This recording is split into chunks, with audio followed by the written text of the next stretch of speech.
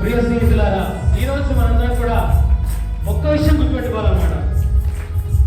ఈరోజు మనకి ఎంత కష్టం వచ్చినా ఏమైనా కూడా సంతోషంగా నిలబడతాం.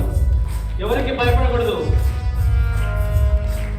దేవుడు మనకి ఇచ్చినటువంటి గొప్ప అనుగ్రహం, ఆయన యొక్క గొప్ప ప్రేమ మన పూజలో విన్నాం. విషయంలో చెప్పారు, ఎవరికి భయపడగలరు, దేవుడికి మాత్రమే భయపడాలి. ఈ యొక్క ఆత్మదేవుని యొక్క శక్తి మనందరిలో ఉండి తన యొక్క ప్రేమ గురించి మనం తెలుసుకునేలాగా మనందరికీ ఒక మంచి జ్ఞానం తెచ్చేమని పాడదాం.